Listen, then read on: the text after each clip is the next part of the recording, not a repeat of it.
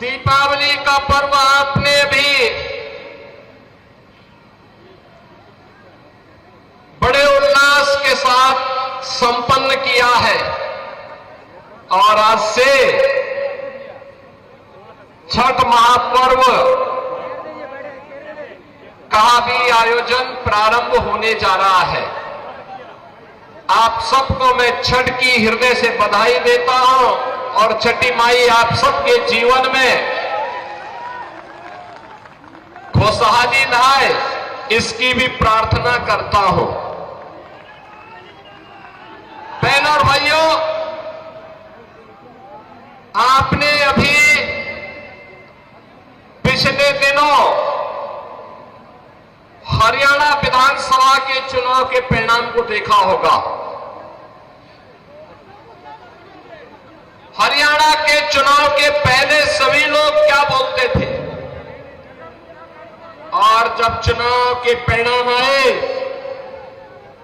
तो अकेले भारतीय जनता पार्टी 2/3 से अधिक सीट जीती और कांग्रेस धराशायी हो गई। हरियाणा के लोगों से जब पत्रकारों ने पूछा कि चुनाव के पहले तो लगता था कि कांग्रेस और उसके सहयोगी जीतेंगे, ये कैसे हुआ? तो हरियाणा की जनता ने कहा कि विकास, सुरक्षा,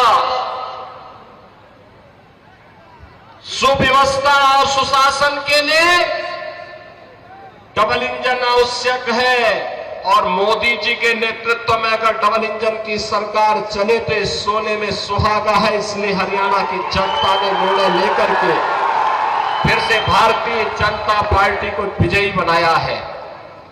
बहनों और भाइयों, हमारा ये झारखंड एकोडर्मा प्राकृतिक संसाधनों से भरपूर है। धरती आबा भगवान बिरसा मुंडा की पावन धरा है, शहीदों की धरा है। देश की आजादी के लिए अकेले कोडरमा से एक नहीं 4 हुतात्माओं ने अपना बलिदान दे करके इस देश को ब्रिटिश हुकूमत से मुक्त करने के लिए अपना योगदान दिया था। लेकिन आज क्या हो रहा है झारखंड में? मैं देख रहा था, एक आलमगीर आलम थे, औरंगजेब, देश को लूटा था उसने, देश के पवित्र मंदिरों को नष्ट किया था उसने। और दूसरा, झारखंड मुक्ति मोर्चा का भी तो एक मंत्री था आलमगीर, जो यहां लूट करके जिसके घरों में नोटों की गड्डियां के गरीबों के झारखंड वासियों का पैसा उसके घरों में कैसे नोट की गड्डियां उसके नौकरों और उसके परिवार के अन्य लोगों के घरों में किस रूप में पड़ी हुई थी। ये लूट का इससे दूसरा घटिया स्तर और दूसरा देखा नहीं जा सकता है। और इसीलिए मैं कहने के लिए आया हूं बहनों और भाइयों, ये चुनाव उसी विकास के नाम पर जिन लोगों ने आपको छला है उसको जवाब देने का एक अवसर भी है। भारतीय जनता पार्टी जहां कहीं पर भी भारतीय जनता पार्टी की सरकारें हैं, उन्होंने विकास का एक मॉडल दिया, उन्होंने विरासत का सम्मान किया। आप यही सोचिए, 1947 में देश आजाद हुआ था, कांग्रेस को देश की जनता ने शासन करने का अवसर दिया था, एक लंबे समय तक उन्होंने शासन किया था। लेकिन क्या कभी किसी ने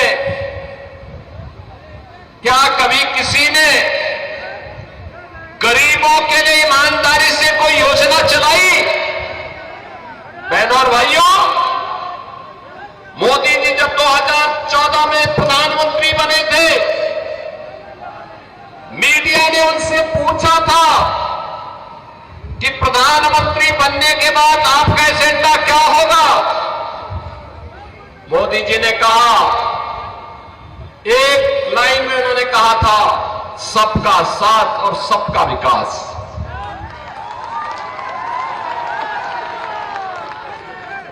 जाति, मत और मजहब के आधार पर नहीं, क्षेत्र और भाषा के आधार पर नहीं, बल्कि हर गांव का विकास होगा, हर नगर का विकास होगा। गरीब, किसान, नौजवान, महिलाएं, इन सब का विकास होगा। देश की सुरक्षा के साथ कोई भी समझौता नहीं होगा। देश का सुरक्षा का मॉडल क्या होना चाहिए, ये आज आप देख रहे होंगे। कांग्रेस की सरकारें हुआ करती थी,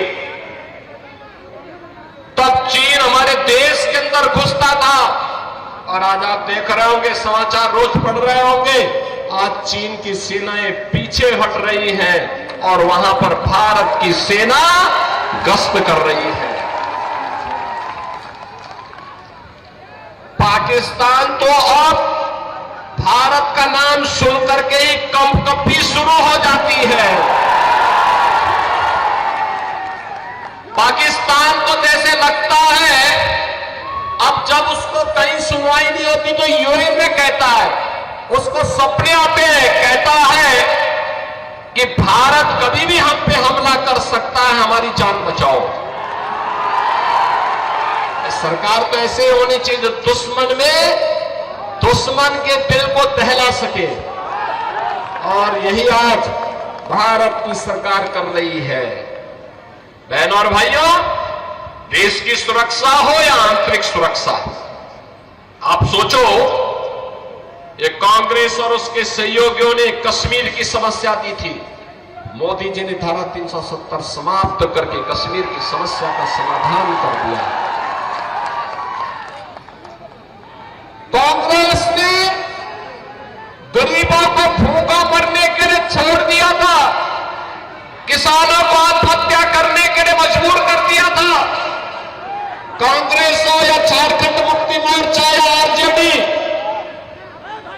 इनको जब भी अवसर मिला, इन्होंने गरीबों के पेट पर लात मारने का काम किया, किसानों को आत्महत्या करने के लिए मजबूर किया, नौजवानों को पलायन करने के लिए मजबूर किया, प्राकृतिक संसाधनों पर लूट मचाने का इन्होंने कार्य किया। यही तो करते रहे। प्राकृतिक संसाधनों से भरपूर यह क्षेत्र अपराध की खदानों के लिए जाना जाता है।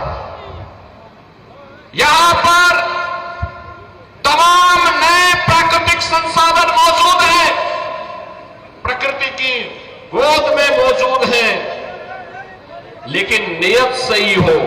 एक गरीब को एक ट्रॉली बालू नहीं मिलता घर बनाने के लिए, लेकिन बालू माफिया इस सरकार का संरक्षण प्राप्त करके फल फूल रहे हैं।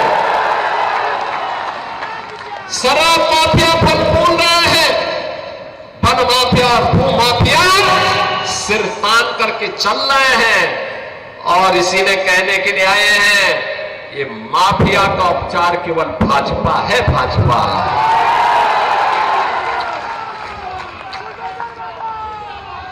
बहनों और भाइयों, 2017 के पहले उत्तर प्रदेश में भी ये माफिया ऐसे सीना तान करके चलते थे, ऐसे चलते थे।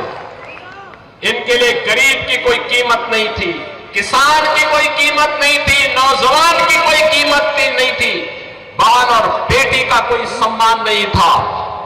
लेकिन 2017 के बाद जब उत्तर प्रदेश के बुलडोजर ने चलना प्रारंभ किया, तो आज आप देखते होंगे दुर्दांत भूमाफिया, दुर्दांत से दुर्दांत भूमाफिया आज उत्तर प्रदेश की धरती को छोड़ चुके हैं, कुछ तो जेल में है और कुछ लोग राम नाम सत्य है की यात्रा में भी चले गए।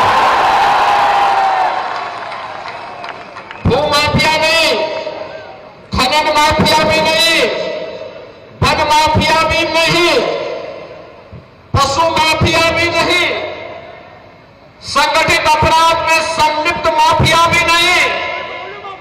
आज तो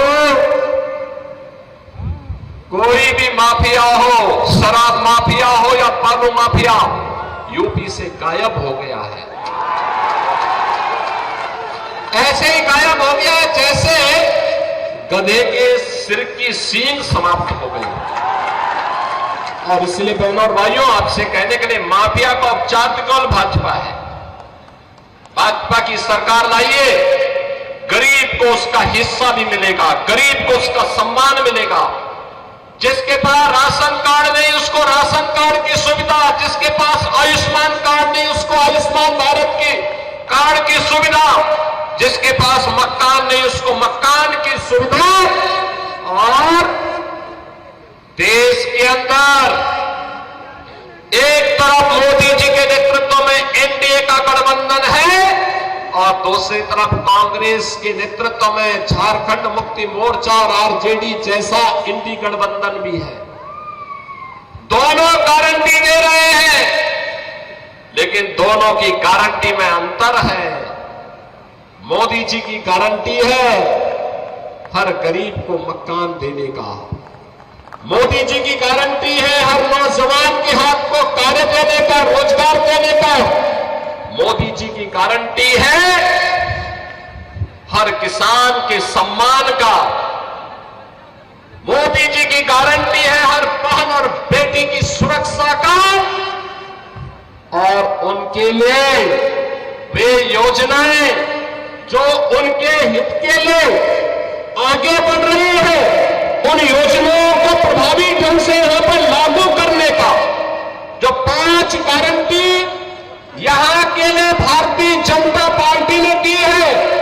लक्ष्मी जोहार योजना, सभी घरों में 500 रुपए में एलपीजी के भरा हुआ सिलेंडर उपलब्ध करवाना और साल में 2 फ्री में सिलेंडर उपलब्ध, भरा हुआ सिलेंडर भी मुफ्त में उपलब्ध करवाना।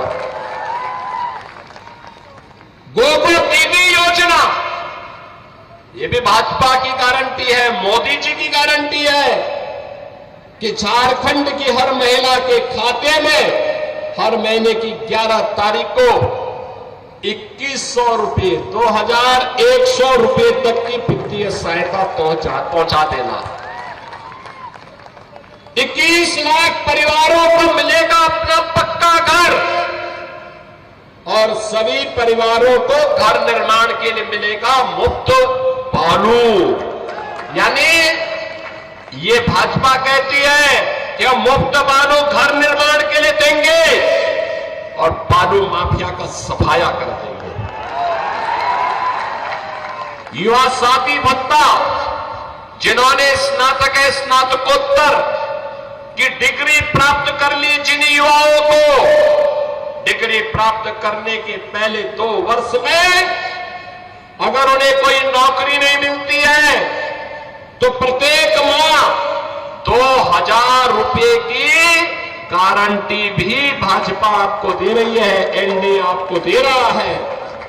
और बहनों और भाइयों, इसके साथ ही जो यहां पर भर्तियां ये नहीं कर पाए थे, सरकारी नौकरी नहीं दे पाए थे, पहले ही कैबिनेट में निर्णय लेकर के भारतीय जनता पार्टी ने कहा है उन युवाओं के लिए नौकरी का पिटारा लेकर के भी भारतीय जनता पार्टी झारखंड के अंदर ही लेकर के आएगी।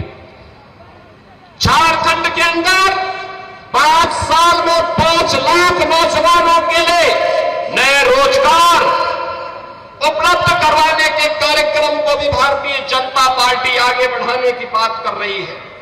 और इसलिए बहनों और भाइयों, आज मैं आपके बीच आया हूं आपसे कहने के लिए, भारतीय जनता पार्टी देश की सुरक्षा की गारंटी है। भारतीय जनता पार्टी देश के स्वाभिमान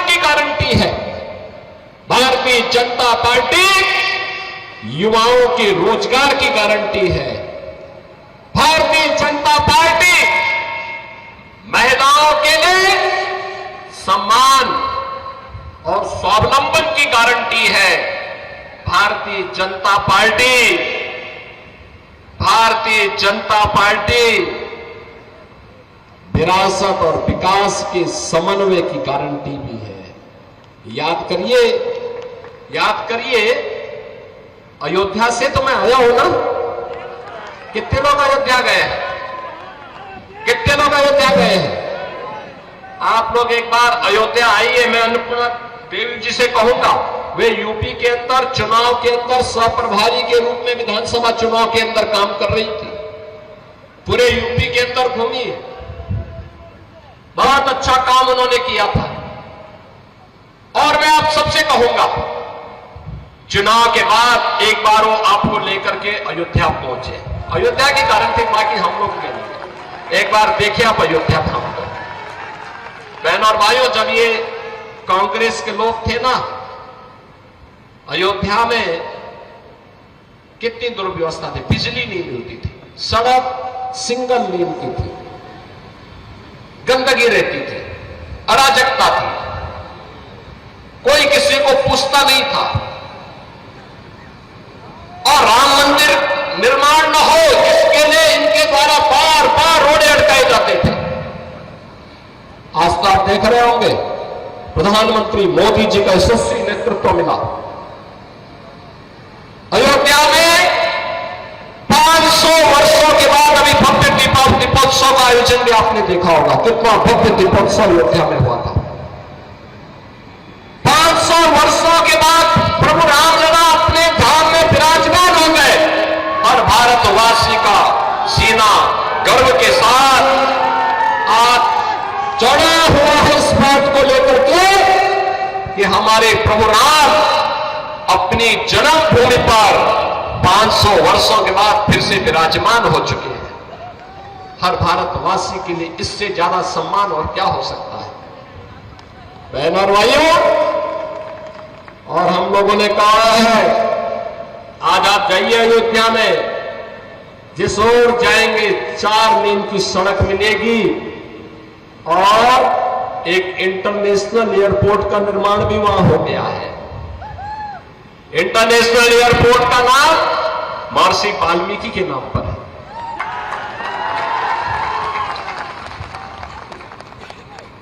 वहां पे जो बड़े बड़े यात्री विश्रामालय बनाए गए हैं, उनका नाम है निषाद राज के नाम पर, निषाद राज गुहा के नाम पर। और जो भोजनालय वहां बन रहे हैं, जहां पे श्रद्धालुओं के लिए शुद्ध भोजन प्राप्त होता है, उनका नाम है माता सबरी के नाम पर। और याद करिए, विरासत का दूसरा उदाहरण मोदी जी ने दिया है। 15 नवंबर 13 नवंबर को आपको वोट देना है। 15 नवंबर धरती आबा भगवान बिरसा मुंडा की पावन जयंती जनजातीय दिवस के रूप में मनाने का काम भी मोदी जी ने ही शुरू किया। और इसलिए बहनों और भाइयों, आज हम सब आपके पास आए हैं। विरासत और विकास का समन्वय कैसे होना चाहिए, सुरक्षा और सुशासन का बेहतर समन्वय कैसे होना चाहिए, ये केवल और केवल भाजपा इसका उदाहरण प्रस्तुत कर सकती है। और डबल इंजन की सरकार जैसे भी हरियाणा ने निर्णय लिया, ऐसे ही झारखंड के अंदर ये भ्रष्टाचार की चंडी, सुरक्षा में सेंध लगाने वाली, माफियाओं को प्रश्रय देने वाली, अराजकता को, गुंडागिर्दी को यहां पर बढ़ाने वाली झारखंड मुक्ति मोर्चा और कांग्रेस का, आरजेडी का जो इंडी गठबंधन है, ये देश की सुरक्षा के साथ खिलवाड़ कर रहा है, राष्ट्र के स्वाभिमान के साथ खिलवाड़ कर रहा है।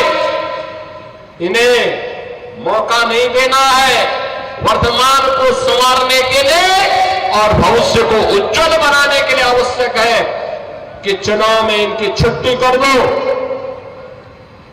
बाकी काम तो भारतीय जनता पार्टी की डबल इंजन सरकार, एनडीए की सरकार आने के बाद स्वयं कर देगी। और इसीलिए आज मैं आप सबसे कहने के लिए आया हूं, जब अयोध्या में प्रभु रामलला के भव्य मंदिर के निर्माण के कार्यक्रम को पूरा करने के बाद मोदी जी के कर कमलों से रामलला 500 वर्षों के बाद अपनी जन्मभूमि पर विराजमान हुए, तब मोदी जी ने एक बात कही थी। उन्होंने कहा था, ये तो एक शुरुआत है, शुरुआत। आप इशारा भी समझे होंगे ना।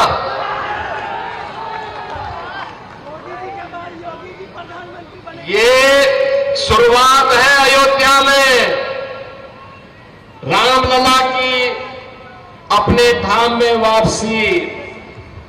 स्वाभाविक रूप से हमारे कृष्ण कन्हैया कहां मानने वाले हैं, मथुरा में भी यही इंतजार होने वाला है।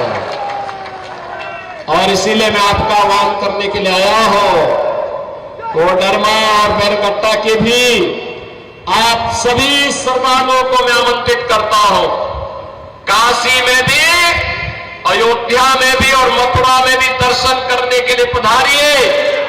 भारतीय जनता पार्टी को झारखंड में फिर से पूर्ण बहुमत की सरकार बनाने के लिए अपना आशीर्वाद दीजिए। छठी मैया का आशीर्वाद आपको प्राप्त हो।